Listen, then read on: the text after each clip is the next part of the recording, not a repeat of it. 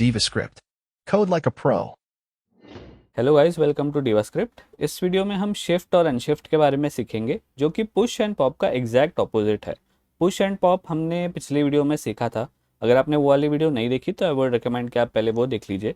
JavaScript A to Z tutorial series की सारी videos आपको प्लेलिस्ट में मिल जाएगी, जिसका लिंक मैंने डिस्क्रिप्शन में भी ऐड कर दिया।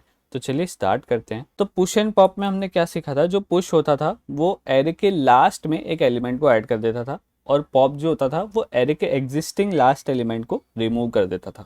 तो सिमिलर कुछ ऐसा ही है शिफ्ट और अनशिफ्ट में, बट फर्स्ट एलिमेंट के लिए। तो पहले देखते हैं अनशिफ्ट क्या करता है।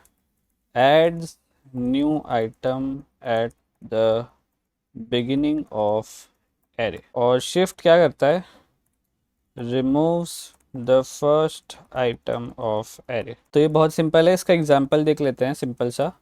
कॉन्स्ट ARR इक्वल्स टू कोई भी न्यूमेरिक एरे बना देते हैं अभी के लिए, और हम एक बार ओरिजिनल एरे को प्रिंट भी करवा देते हैं। तो कंसोल डॉट लॉग ARR। उसके बाद कुछ ऑपरेशन करते हैं, जैसे शिफ्ट करके देखते हैं। तो ARR डॉट शिफ्ट।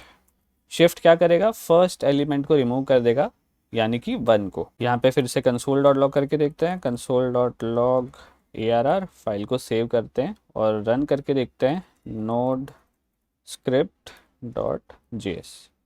तो यहाँ पे जैसे कि आप देख सकते हैं, ओरिजिनल अरे जो प्रिंट हुआ था वो 1 2 3 4 5 6 हुआ था।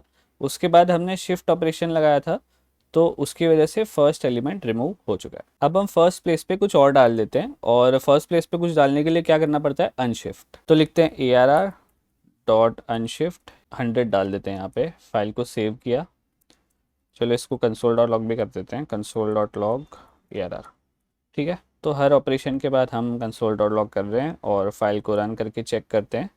तो सबसे पहले ओरिजिनल एरे थी, फिर फर्स्ट एलिमेंट हमने शिफ्ट किया, और फिर अनशिफ्ट किया 100।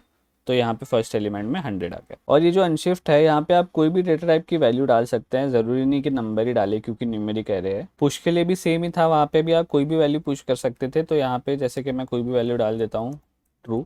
फाइल को सेव करके रन करके चेक करते हैं, तो यहाँ पे 100 की जगह ट्रू आ गया। और पुश पॉप में हम जैसे कि मल्टीपल टाइम्स पुश कर सकते थे, मल्टीपल टाइम्स पॉप कर सकते थे। तो इसमें भी आप मल्टीपल टाइम्स शिफ्ट या फिर अनशिफ्ट कर सकते हो। जैसे कि मैंने यहाँ पे ARR डॉट शिफ्ट फिर से लिख दिया, तो यहाँ पे 2 एलिमेंट्स गायब हो जाएंगे स्टार्टिंग से। तो 1 और 2 गायब हो गए, और उसके बाद ट्रू ऐड हुआ, तो ट्रू 3 4 5 6। सेम अनशिफ्ट के साथ मल्टीपल टाइम्स आप कोई भी वैल्यूज़ ऐड कर सकते हो। यहाँ पे मैं चेंज कर देता हूँ फॉल्स।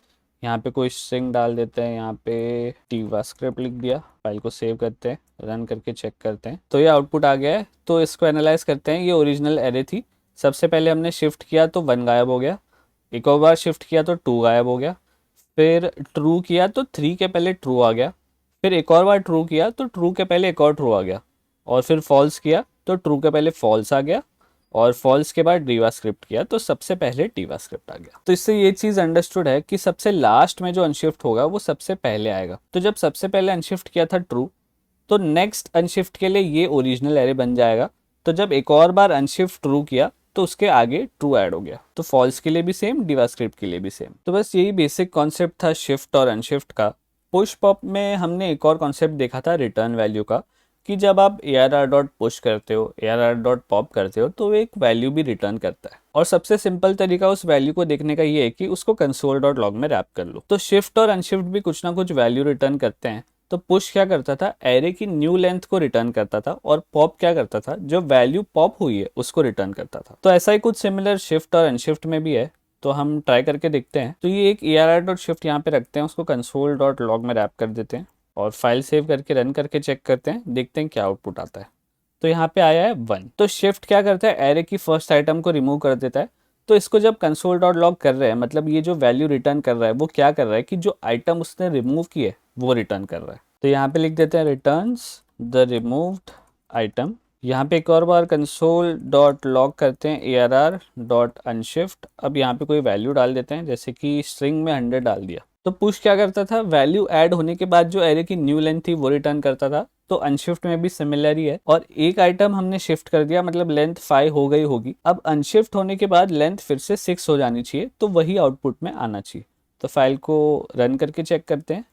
तो यहाँ पे 6 प्रिंट हो गया। एक बार के लिए इसको कमेंट भी कर देते हैं, तो अब जब हम फाइल को रन करेंगे तो 7 आना चाहिए, तो 7 आ गया। तो यहाँ पे भी हम लिख देते हैं returns the new length of array. तो एक बार लास्ट में फिर से समराइज कर देते हैं और पुश और पॉप को भी देख लेते हैं।